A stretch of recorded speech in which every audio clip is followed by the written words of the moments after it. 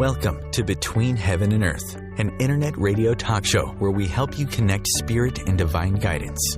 Lisa Kay, your host, brings you shows that can enhance and transform your life with tips and new ideas for more happiness, abundance, and better relationships. Lisa is an expert on intuition and can show you how to strengthen your inner guidance to empower yourself. Each show is positive and uplifting to inspire your day. Her guest speakers are specialists on self-help, positive thinking, spirituality, and conscious living. Be the best that you can be with Between Heaven and Earth, conscious living for your soul. And angel blessings to everyone. Our show today is called How to Be Happy. We're going to talk about how to bring more happiness into your life and share with you ways you can increase your daily level of happiness.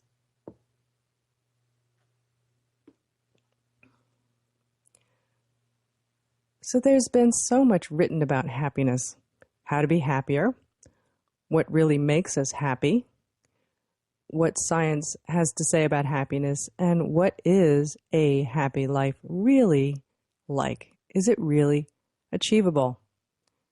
And it's really hard to sort through it all, reading all the books and looking at all the articles on and Googling happiness. I think most people are naturally seeking happiness, and, certainly why not? I am. Studies have shown that happy people live longer, are more creative, and make more money. And we all know happy people are just fun to be around. And we've all heard the phrase, I just want to be happy. Now, since we're all thinking about happiness and how to get more, what is it we think we're trying to get more of? What is this happiness thing? We usually feel that if we could change things, we'd be happier, right? I'm always thinking, well, the grass is always greener on the other side, and if I could change my life, I would be happier if I could have more money, if I could have a better life in terms of maybe at work, a nicer boss, maybe if I found my soulmate or lose more weight, then I'll be happy. But studies have shown that people don't always have a really good view of what happiness is, and that we have things in our life that make us happy. We just don't always know it. And the things that we think are going to make us happy ultimately don't. Studies have shown that people who have an increase in income or salary can become happier, but only up to a certain point. And that point is where your basic needs are comfortably met. And after that, happiness just levels off. Now, a Gallup World Poll done by Dr. Ed Diener looked at happiness around the world, and I thought it was a fascinating study. He found that in wealthier countries, that people are generally more happy, but they're also more stressed. No surprise there, right? And in fact, in the poorer countries, those countries actually have a very high level of happiness in some of them. So some, for example, like the Philippines has a very high happiness index. They're happy people.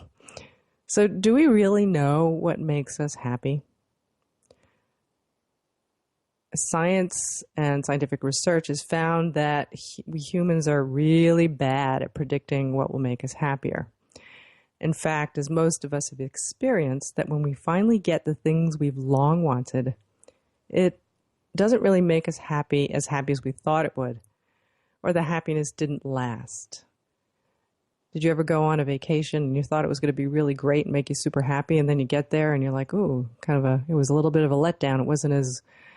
You weren't as happy as you thought you were.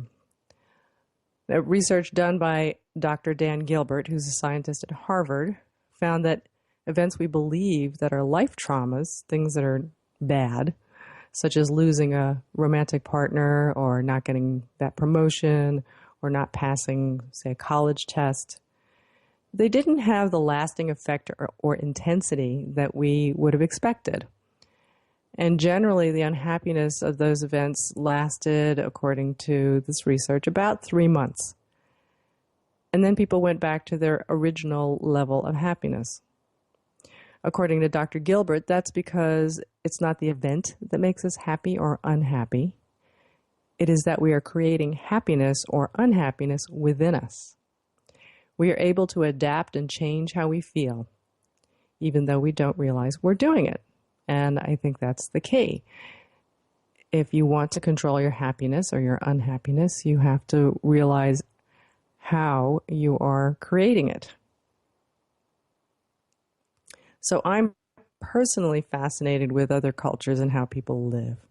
And when I lived in Jakarta, Indonesia for a year, every day I was able to observe the day-to-day lives of people around me, of the people, obviously the Indonesians. It was fascinating, absolutely fascinating. And maybe one day I'll either write a book or I'll post a blog about it. But it was absolutely amazing about how people live in a 20th or a 21st century city, but still have certain views of how to live in, the new technology and all that. But even more so than that is how the culture there is different in a lot of ways, obviously, from where we are in the United States. And one morning on my way to work, we were driving down a residential street, and I noticed a couple of guys sitting on the shoulder, and they were begging for money. And they're sitting there chatting, and they were smiling and laughing, and as a car would pass by them, they would stretch out their hands looking for a handout. They were begging. And what surprised me was that these men were victims of leprosy, and it left their hands and feet without fingers and toes. And it sort of stunned me, and all I could think was, oh my gosh, it's so hard to live here with your hands and feet intact. It must be a terrible life to have no fingers and toes. How could you work? That's the one thing about the people in Indonesia or in Jakarta. Everybody works. Everybody does something.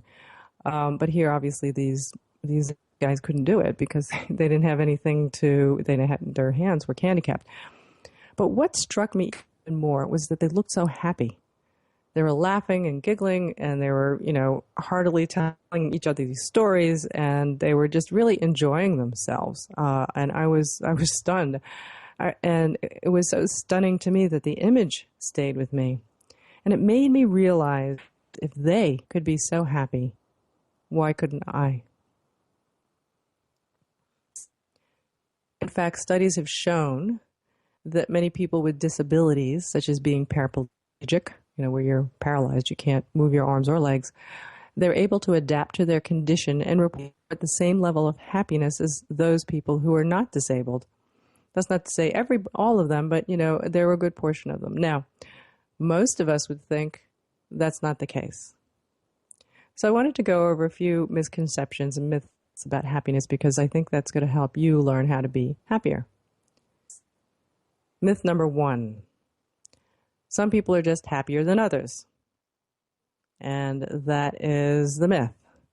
We just feel, some people are just happy people and they're just always happy. And I'm not a happy person, so I'll never be happy or I'll never be as happy as they are. That's a myth. So what this is referring to is our, quote, happiness, quote, set point. And what that means is we all have a baseline or a particular average level of happiness for each of us as an individual. And that is called our, quote, set point. It was thought that our set point was fixed at birth and that some people had a higher set point than others, meaning they were just naturally more happy. They were happy kids, happy people. And I believe that's true, that, we have a nature that some people are happier than others. But what researchers have found is that we can actually change our happiness set point level through our own choices and actions. Our happiness might be partially determined by our inborn nature, right, than which you're born with, your innate nature, or by your external circumstances, but the rest of what makes us happy is under our control. And research has shown that up to 40% of our overall happiness is influenced by the choices we make and the effort we make to cultivate happiness.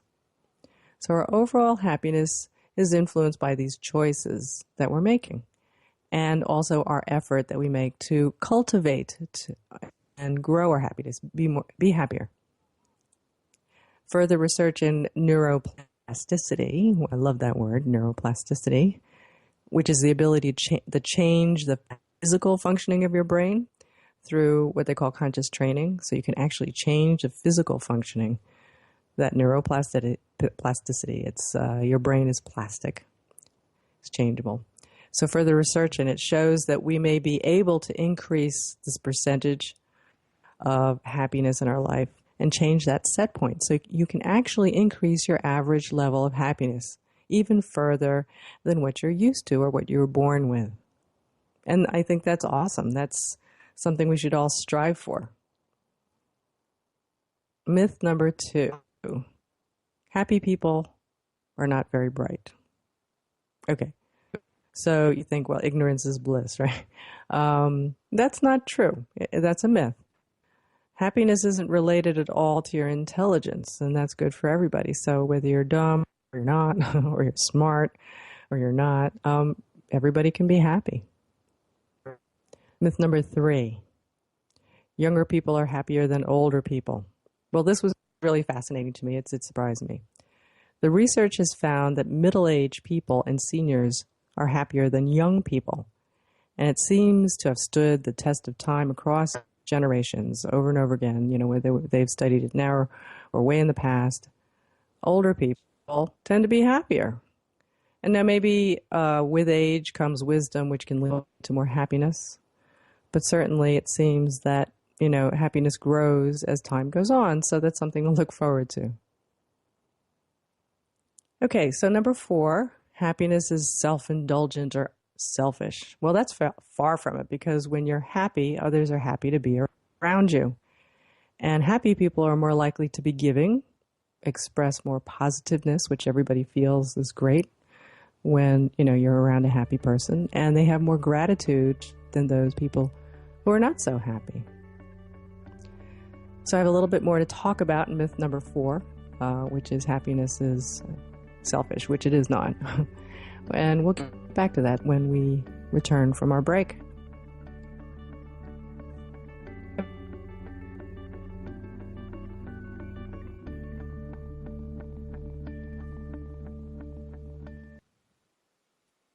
Bringing you the best of the conscious minds in the world. OMTimes Radio, your conscious lifestyle on steroids. The truth is, you can't change the world if you're broke. I know, I've tried. Isn't it time you turned your life's calling into a profitable, freedom-based business? I'm Michelle Barr. Join me every Thursday at 2 p.m. Eastern for Sacred Success. Being a radio host on IOM-FM allows you to build your show on a rich platform with the power of the internet to fulfill your outreach goals and connect with a very specialized and global online audience, unlimited by time and distance.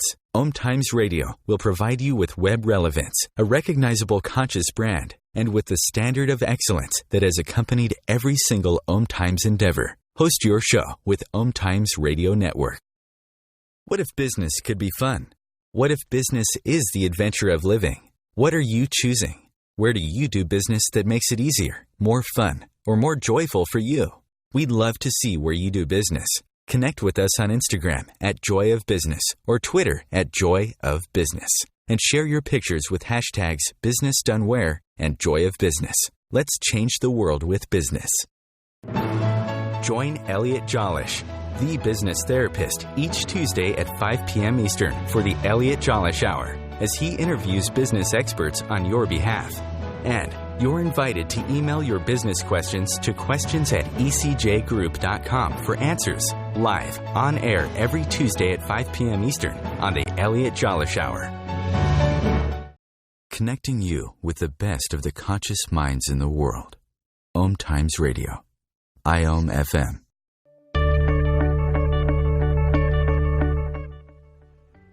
And welcome back. I'm Lisa Kay, and you're listening to Between Heaven and Earth Radio, Conscious Living for Your Soul.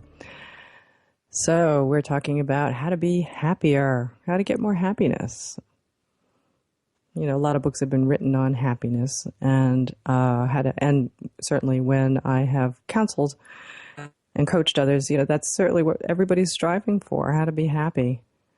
And in looking at and researching how to be happier, There are actually a bunch of myths out there, and we went over a few of them. This is the last one, number 4. Happiness is self-indulgent or selfish. That's a myth. And again, as I said before, when you're happy and, people are happy to be around you. Don't you like to be around happy people? I guess they've also done studies where, and they've got groups that laugh, right? And they find that laughing is contagious. So happiness is contagious. And happy people seem to boost the happiness of the people around them, of others. And some of the happiest people on earth are those who are enlightened, who are spiritually enlightened. They're the saints that walk among us. And they're often great teachers who want to spread that enlightenment to us. They find life very amusing in light ways. They see the humor in things. They see the lightness of being. Right. So there are plenty of reasons to be happier. One reason is you can increase your happiness for yourself, and the other reason is that it's good for you and everybody around you, so you can help others as well. And you might have found that when you're happy, it lightens other people's moods. They can be happy with you. Now, one of my main goals has been to be happier in life. I guess like a lot of people, maybe you as well. And in my own search for happiness, I looked at who was happy and I tried to figure out why. I like to look at others and see how they could be an example for me and what I can get out from them. Learn from them. And I also think that's why I'm interested in what I call everyday spirituality and how the universe works.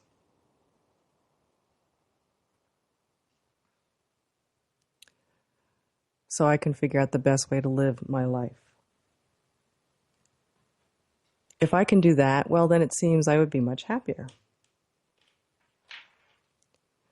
In the process of learning and discovering things about the world around me, I learned about people.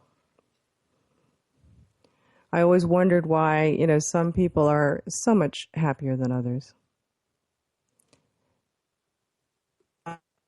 And being happier was an internal goal of mine. It's and I think it should be for everybody. You don't have to be happy on the outside. You want to be happy on the inside. And at this point in my life, I think I'm the happiest I've ever been. And most of the time, if other people were to ask me, how happy are you? I would rate myself as very happy and content. In fact, I look around and I feel, even though, we have down times and I have down times and I have difficult times in this past year, I guess the past 6 months has been very difficult for me. But generally, I think I'm happier overall than perhaps had I had a bad year, 10, 20 years ago. And in fact, I wasn't always this way. When I was younger, I was generally not happy. I was just trudging through life. But in this drive, this quest to improve my life, I've discovered what works and what doesn't. And science has shown these things not only, worked for me, it works for a lot of people as well. So I wanted to share that with you. Dr. Ed Diener, and if you want to look him up, that's spelled D-I-E-N-E-R, Dr. Ed Diener. He was a researcher on subjective well-being, which is, I guess the scientific way of saying happiness. He was a researcher on happiness. What he says is that happiness is deceptively simple. Happiness is deceptively simple. It's about being satisfied with life and experiencing more positive emotions than negative ones. So happiness is simple. And maybe it sounds a little too simple, but, being satisfied with life and experiencing more positive emotions than the negative emotions. So ultimately, what that means is you can define what happiness is for you, because your emotions can be under your control. You can choose to be happier by choosing actions and things and thoughts that give you more positive emotions. And sometimes that can just be, something that you look at that makes you happy. Right? It doesn't have to be something big. You don't have to go on a big vacation. And as we've seen, we really can increase our level of happiness and raise that set point so that we're overall happier. So how do we do that? How do we increase our level of happiness? Well, there isn't one thing that can lead to happiness. So having more of this or that, or just doing one practice, one thing is to do it. You're probably going to need to do a few things. And that's okay, because not, everything works for everyone, but you find what works for you. Now, we're all going to have ups and downs, just as I said. Life goes up and down. That's the way it is. And we go through a range of emotions for all kinds of reasons. And these feelings come up that we don't have control over. But what we do have control over is how we react to those feelings. And that often determines what we're going to feel next. That's key. Our minds seem to work in synergy with our feelings, works in tandem, sort of a dance. So this is how it works. We have a feeling or an emotion that comes up, and when we think about it, we recognize the feeling. Oh, I feel a certain way. Then we have to justify it with our thoughts. That's where we have the point of inflection where we can choose. So all of a sudden a feeling comes up, you feel a little down, or you feel sad, and you start to think, well, I wonder why I feel that way. Your mind recognizes that feeling. I'm angry, I'm sad. And then we attach a thought to it. I'm angry because so-and-so happened. Or you search, I'm sad because, well, obviously it must be this, must be that. And then we justify our feeling by adding more thoughts. Well, I'm right to be angry because of such and such and so-and-so. Or I'm justified, I'm right in being sad because of so-and-so and such and such. And that makes us start to feel more of the same kinds of feelings. And then we think more of the same kind of thoughts. So then it escalates. It starts to go in a cycle. And before you know it, it's snowballed into either rage or depression. Or the feelings and the thoughts linger, and that just ruins your whole day, right? If you think about it, thinking more about negative things doesn't really help the situation. It just makes you feel bad. So we have to get control over that cycle of thought and feeling. And maybe the first feeling is justified for whatever, or maybe it just is. But we don't need to exaggerate it by feeding it with more thoughts that create more bad feelings, right? Now, while we might be very justified in feeling the way we do, we may not want to hang on to all those negative emotions. You don't want to create more of them. So the key is to recognize when your thoughts are generating emotions that you don't want and stop that cycle. So how do we do that? Usually if you fight against something, it makes it worse. So what do I mean by that? It's kind of like saying, don't think about elephants. And then all you can do is think about elephants to try not to think about them. So the better thing to do is to let those thoughts go and replace those negative thoughts with positive ones. So, replace elephant with a giraffe or your dog or your cat. And you'll be thinking about something that makes you happy. Sometimes it's simple, right? It just means thinking of something else. Certainly you want to think of something good. And you do have a choice over the thoughts that you entertain in your mind.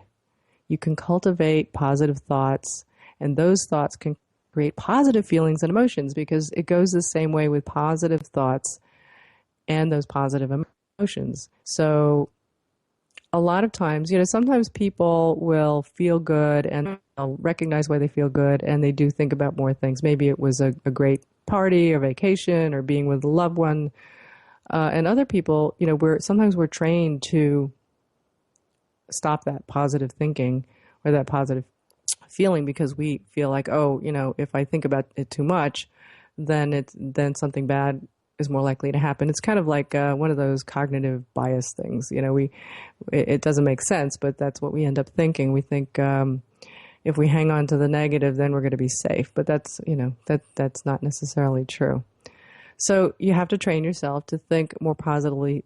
Recognize your positive emotions and and the thoughts that generate those. And the thoughts might be good memories, or it might be something new. Sometimes I like to think about all the great possibilities of what can happen in my life, and I imagine it. That's part of manifesting a reality in the future, right? So create, it's a daydream. It's a dream about how wonderful things could be, and that creates positive emotions. And when we have more positive emotions, we're going to have more happy moments, and that's going to help us become more resilient to things that are negative. And we're going to be able to bounce back from those negative things that happen because we can cultivate this better feeling, this happy feeling more easily. You practice it in. So that's key. I think that's really, really important. The next question is to ask yourself, what makes you happy? No one thing leads to happiness. There are often many things that can make you and do make you happy.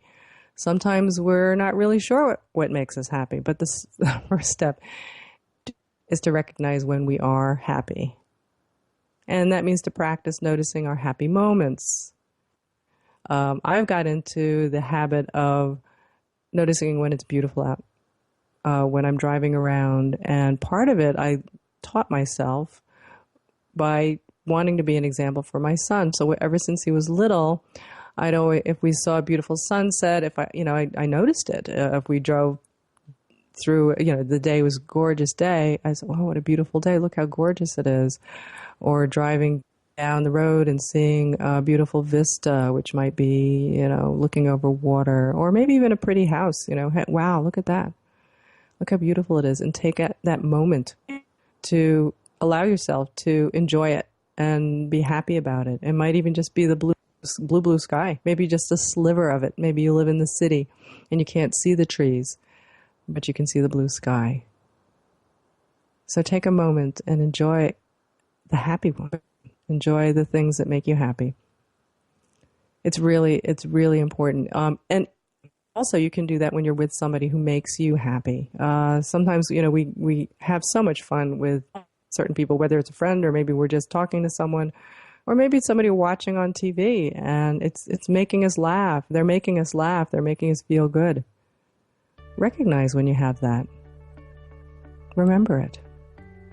And recall it when you're feeling down. And you're going to notice you'll be more happy. And we'll be right back.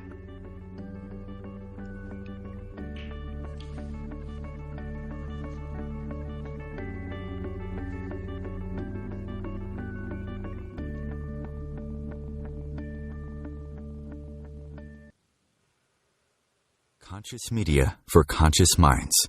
OMTimes. Do you want to be a better communicator?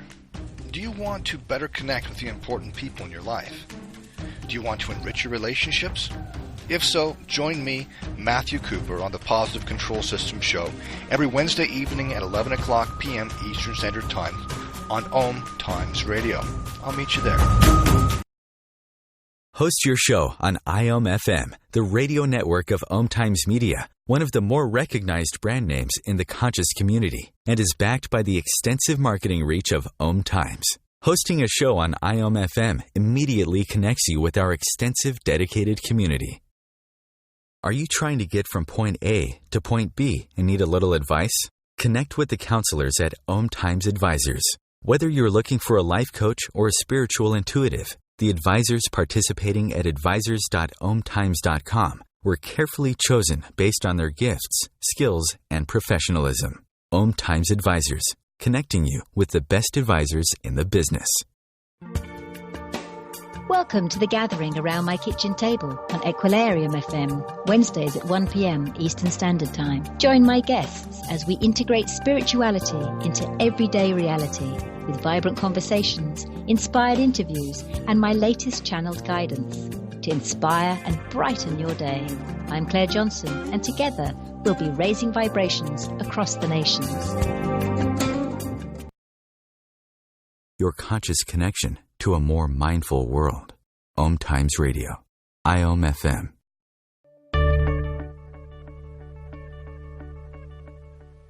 Hi, I'm Lisa Kay. We're back. And you're listening to Between Heaven and Earth Radio. And we're talking about how to be more happy, how to have more happiness in our life. And the first thing I want to do before we get back to our discussion on happiness is I have a question for some of you out there, or most of you. Are you interested in doing intuitive readings for other people, or maybe just getting your intuition to a really, really advanced level where you can get information about anything at any time using your intuitive abilities and tap into that inner guidance.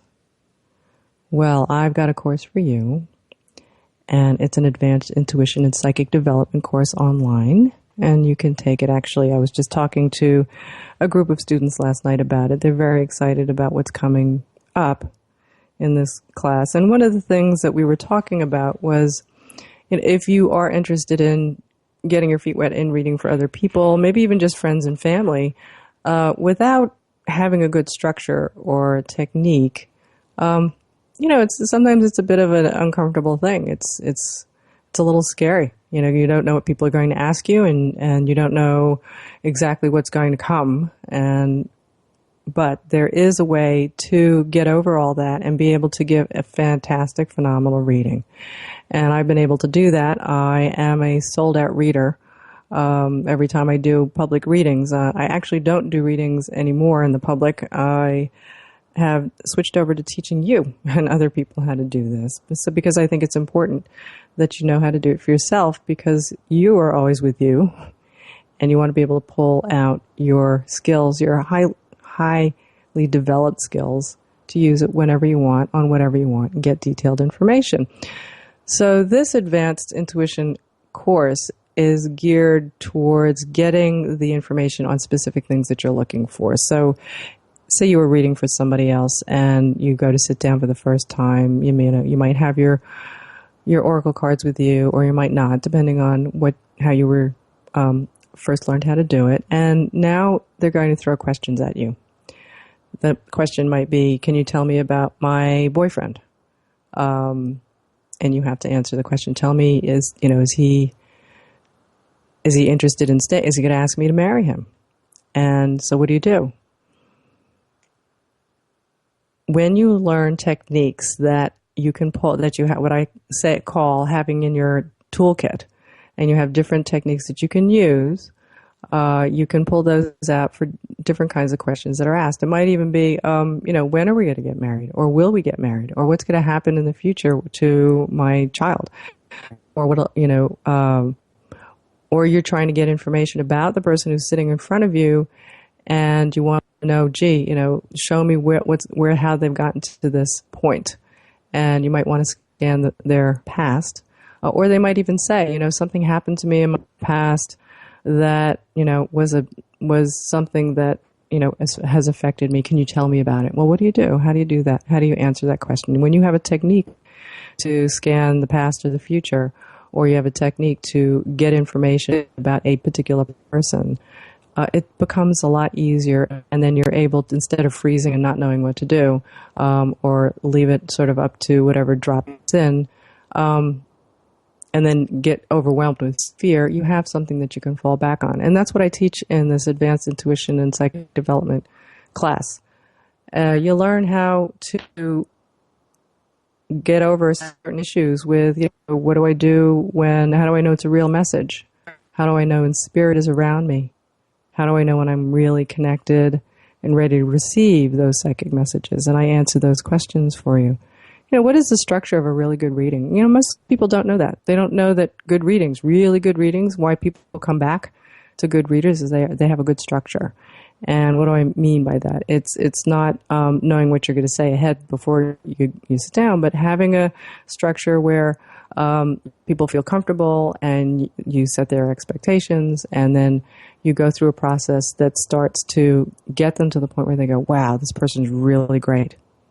There is a process to do that, and it is using your intuition, but in a certain way, and getting particular information, and then moving on and getting solutions to questions, or answers to questions, or solutions to where that people should go in their lives, right? So we learn about that. I teach you about that. I teach you about remote viewing, how to do medical intuition, which is really more energy intuition in the body, house blessings and clearings, how to clear yourself. And, I get a lot of questions about what do I do when I'm working with people. Now, this doesn't have to be intuitively or as a reading intuitively. It could be just as maybe a spiritual business type consultation, whether you're a healer, whether you are a maybe a acupuncturist or massage therapist, how do I keep my energy high? How do I keep the negative energy that the client has come in away from me? I teach you how to get your business going, how to get it up and running, and how to start. A lot of people don't know how to start and how to use the internet and leverage it to build your business fast and get lots of clients and do internet marketing. We do all that in the course. So I encourage you to sign up for it. It is really awesome. I don't teach it very often. I teach it about once a year. And this time it'll be available to more people because it's going to be online. And if you would like, right now I have a special out there and you can sign up for it. You can go to lmk88.com/press, PRESS. And the code, if you want to get a code for a discount, you get, I believe it's $175 off the list price. The code is limited time 175, I believe, and I'll have to check that while we're talking here. Should have written it down, right? So anyway, it's a great class. We've had lots of people go through level 1, level 2, but you don't need to do level 1 to do this. Anybody can take it. Whether you're out there starting to read or you haven't read yet or you're thinking about doing it and you want to know how to get better and really good and you want to get sold out, I'll teach you how to do it. There's a secret to it. Okay. So limited time 175 will give you a discount of $175 off the list price. Just go to lmk88.com/press. If you have any questions, you can always get me there too. Just contact me and I will answer your questions. So let's get back to our happiness, right? How to be happier. So we were talking about ways to be happier, and we often enjoy our happy moments that have happened in the past. It's almost as if we're happier recalling them when we actually go through them. We can experience happiness in the past, but why bother do it in the past? We want to know, and we want to be happy now. We want to experience it now. And we can experience that happiness more fully by being a little more mindful. So what does that mean? It means being in the present experience and not worrying about other things or thinking of this or that. It's just being. And get into the habit of recognizing, hey, I'm having a really good time right now. I'm having a good time. And when you recognize that, just pause and just soak it all in. That actually amplifies it. That actually helps you remember it. That actually helps you really be in it. And I think that by acknowledging our happy emotional state, when it happens, it makes happiness grow. I know it has for me. It's really part of you then. It's like, I know happiness is in my life. Now, one of the things you can do is you can create a happiness journal to write down the things that make you happy. And that's going to give you feedback and help you recognize what you really enjoy and what gives you your happy moments. And when you know what those things are, you can go, I'm going to do that again because it was so good. And this also gives you a double bonus because oftentimes the things that make us happy are the things that we can have gratitude for. And the more gratitude you have, the more satisfied you're going to be with your life because you'll see the things that give you real satisfaction, and that's going to create more happiness. So this is the same thing as wanting what you have rather than what you don't have, or being happy about what you have than what you don't have, right? People who appreciate and enjoy what they already have, whatever it is, have been found to have a higher level of happiness, that higher set point. Now, one of the things I always wondered about was, why is it that certain groups of people are always happy? And Dr. Diener studied happiness in different countries, and he found what the commonalities were in those countries with lots of happy people. And those countries and societies that had lots of happy people had strong communities where people felt they could trust each other. They felt that they had others who cared about them. And it was found that those people who have strong social networks, whether it's family or friends, are generally happier than those that don't. And that means that, you can have that social, group that are friends and family, or it could, be coworkers. It could be people at work. And I know some of you are like, oh gosh, my coworkers, never. But then some of you have coworkers that are friends, and they give you some of that support. So recognize that, or you can go and seek out events and groups where you can find friends of, that are interested in the same thing you are. There are always lots of volunteer groups. There's always events going on. Take the time and get your courage up and go out and join a group. You'll be surprised. That's why other people are there, to find people like you. It's part of our biological nature to need the support of others, to be with others, to be in community. We need to feel that others care about us, and we need to have people to share our lives with. And it doesn't have to be a spouse. It doesn't have to be a significant other or a soulmate. It can be just friends or other people. Maybe, in some small way, it could just be the person that you meet at the deli counter every day. And, that's a little bit that it contributes to your happiness. It may not be everything or enough to cover all the bases, but it's a little bit. You add it up. Dr. Diener says that this is important to our happiness. And the wider and deeper our relationships are with those people around you, the better. So, and I would add that since you can choose your friends, not always your family, you should cultivate friendships with people who are happy and positive. So choose happy and positive people. And if you're happy and positive, they'll want to be with you as well. But, it goes both ways. And as you get happier, it's going to be easier. Find people who make you happy and stay away from those who are negative or who bring up negative emotions in you. Sometimes you might have to let go of certain people because they aren't making you happy. I know because there haven't been a whole lot of people like this, but some people, for me, I just had to, separate from or create more distance because they were not making me happy at all. Find the people who are happy and hang out with them. You're going to make your life filled with more happiness. And we'll be right back after this break.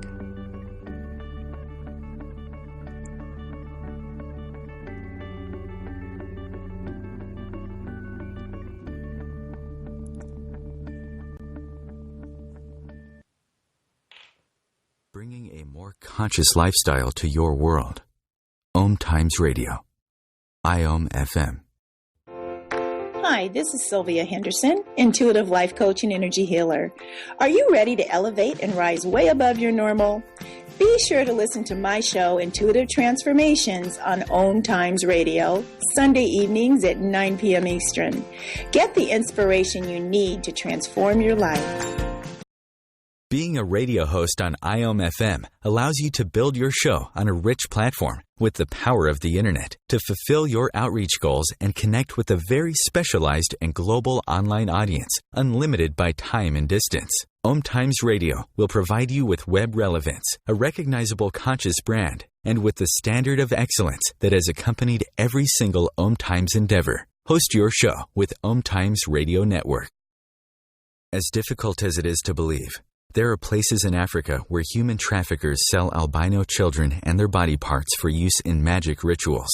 Humanity Healing International is actively working in Uganda to change this paradigm. The Albino Rescue Project finds albino children who are at risk and places them in safe schools and environments where they can learn and grow free from fear. To learn more or to sponsor a child, visit humanityhealing.org. Humanity Healing is where your heart is. Imagine receiving healing, vibration-raising energy as you listen to the radio. Energy that flows effortlessly to you. Imagine exploring all things metaphysical, sharing in an ongoing adventure. Join me, Karen Smoot, along with my co-hosts Lisa Victorson and Wendy Weber for Immersion into Source every Wednesday, 8 p.m. Eastern Standard Time, right here on Home Radio. Conscious media for conscious minds. OMTimes.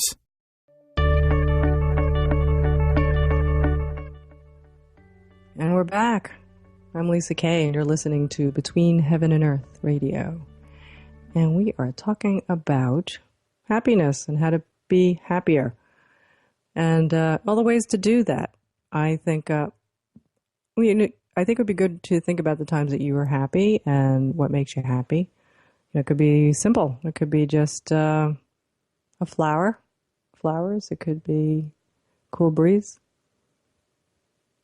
And it could be certain people that make you happy. Think about the kind of people that make you happy. Part of finding and creating good relationships with these happy people is to work on being happy yourself. Being optimistic, even if it's just a little bit more optimistic than you are now, it's important to help you get that little step towards being a more positive person. And I've worked with a lot of people who are not necessarily really positive. And, they need to do that. You need to work slowly but diligently and consistently. So set yourself realistic goals. And as you work on your goal, notice and recognize how far you've come rather than how far you need to go. And that's what I've found works for a lot of people, especially people who tend to be on the negative side. Again, just little things that make you happy, that are small. Use that journal and put it down so that you can go back and look and recognize that. And try to stop the criticism in your head that is telling you why you shouldn't be happy. Just, practice being and recognizing happiness and happy feelings. Again, recognize how far you've come rather than how far you need to go. Here's an example. I just had a friend who bought a really fancy camera, and she wanted to know how to use it before she went on her vacation. And she wanted to figure it all out, figure out all its special features and be able to use every single function. It was a complicated camera, but it had it also had a function where you could just basically, push the button and then you got your picture. But she gave herself a month to learn how to use the camera. And she felt, okay, a month should be more than enough to learn how to use this. And now, again, it was a sophisticated camera. And when her departure date for her vacations came up, she was really disappointed that she hadn't learned everything the camera could do. And so I asked her, are you able to take photographs? And she said, yes. And I said, do they come out okay? And she said, oh, yes, they come out really good. And I told her, well, then you should be ready for taking pictures on your trip. And then she realized that she had learned a lot more than she needed for what she wanted to do. And then her disappointment turned into excitement. So sometimes it's the way we look at things. We don't see how far we've come. We only look at where we wanted to go. And, it's fine to set your goals high, but don't kill yourself when maybe you've set it very high, but you've come a long way and you've gotten close. That's still a great accomplishment. So how we look at those accomplishments and how far you've gone to attain your goal has a really big influence on your positive or negative emotions. And going back to Dr. Diener, who, again, looked at the happiness around the world. He looked at 150 countries. He found that those places where people are really competitive were less happy than those places where people were not comparing themselves to others. So when you set your goal and you set them to compete with yourself, like improving yourself from where you are today to tomorrow, it's better for you rather than trying to compare yourself to someone else. And that's going to help increase your happiness. We often have a choice as to what we surround ourselves with or what we engage with. Like, I like to read uplifting books, and that always puts me in an optimistic mood, a good mood. I look for authors that are positive and see the world as a good place and is moving towards getting better. So, for example, Louise Hay is one of those authors. And Louise, who's in her 80s, I think she's in her high 80s, or 85, 86. She said in an interview with Cheryl Richardson, this is what Louise Hay said, quote, "Life has gotten much easier for me because I've learned how to plan my experiences. My positive affirmations go before me, smoothing the way. I make a point to anticipate what I'd like to experience in the future. For instance, today I needed to do 3 errands. So I affirmed, this is a glorious day and every experience is a joyous adventure."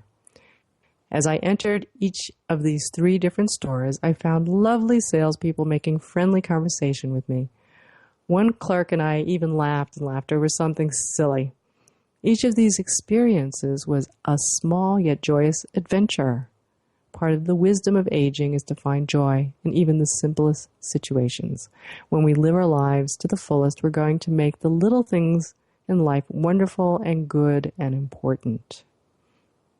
That kind of reminds me of sometimes, when you call up the help desk, or I call up somebody, the contact number for a company or something. Those are people on the other side of the line. Whether they're here in the United States or they're in Mumbai or they're in the Philippines, they're still people. And I love to talk to them, and I talk to them in a friendly way. And, the same thing happens. Sometimes we have a lot of fun. So that's something to think about. I remember also one time I was talking to a friend, and she had just gotten the news that her boyfriend dumped her. He broke up with her, and she wasn't happy about it, of course, but I was surprised that she wasn't more upset. And when I asked her about it, I said, how come you're not really upset? She said, well, things always change. And even though she knew he wasn't coming back, she still had a positive outlook. So yes, it hurt, and yes, she was upset about it, but there was still positive thoughts mixed in there, which was an optimistic view. So it's having that positiveness that really helps you bring you back to that better feeling. Optimism and surrounding yourself with positive things goes a long way. And that also goes for what, you watch on TV.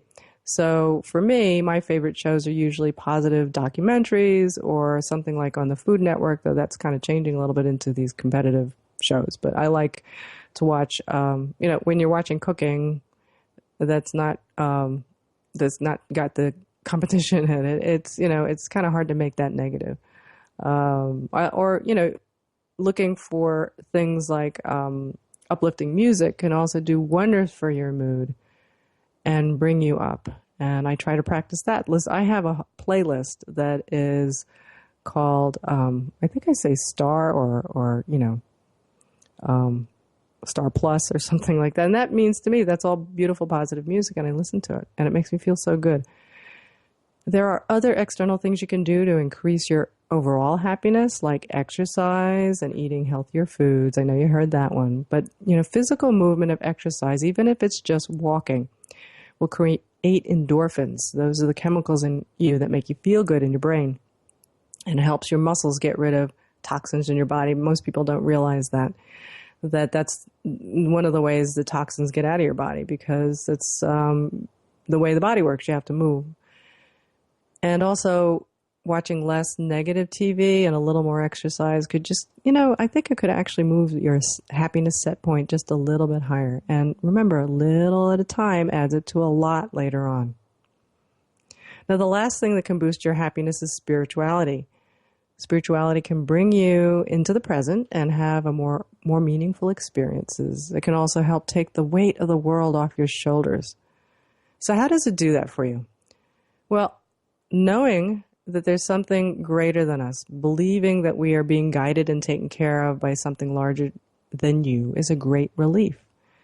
And the more you can grow your faith in that, the more comfortable you're going to feel as you go through your ups and downs in life. And that's why I feel that it's, I love believing in angels and knowing that they are there giving us messages of divine guidance and helping make life easier. It's a really great comfort to me. And I also believe in that universal plan that's co-creating our experiences and manifesting for us. Rather than feeling, it's all up to me, all on my shoulders, having that trust and that support that we need contributes to our feeling happier and more secure.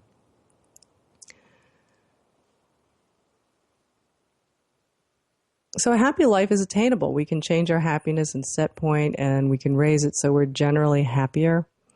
I know it's worked for me, and I know it can for you. Knowing that there are things out there we can do right here and now to achieve a happier life is wonderful. We don't have to wait for the future. And as I've pointed out, we're not always so great at predicting what things are going to make us happy anyway. So it's better that we get happiness that's derived from intrinsic things that are within us, things that are experiences with people. It's not necessarily material things, people who can support us and love us, experiences in attaining personal goals where we can do activities that give us joy. Surrounding ourselves with a positive environment are things we can do to make us happier. And choosing to think more positive thoughts so we can experience more positive emotions. So these are all things that we can do to make us happier. And it does work. It's worked for me. And that's what I'm all about. I'm all about, what is it we can do to make life better? What's that everyday spirituality? And that's what I'm interested in, and also why I study intuition, because, that's how we go within to get the divine guidance from within to show us the way. And if you're interested in what I'm interested in, let me know. Write me a note. Go to my website, lmk88.com. And if you go to the contact page, you can send me a note there. I read every single one of them. Or sign up for my newsletter. I'm going to be writing more about these kinds of things, how to make you happier, how to bring more spirituality into your life, and how to develop your intuition. That's what I'm all about, and that's what the show is about. And if you want more, I'd love to hear from you. So again, go to my website, lmk88.com, and you can sign up for my newsletter. You're going to get a lot of goodies from that, because every few days you'll get a workbook on how to, different things. One is how to connect to your angels. One is how to, a free ebook on how to practice and work on your intuition so you can find happiness and the path that will make you happy in life. lmk88.com, go there, sign up. We're going to see you next time. I got a lot of great guests for you, and they're going to show you how to have a happier life and do that everyday spirituality. So we'll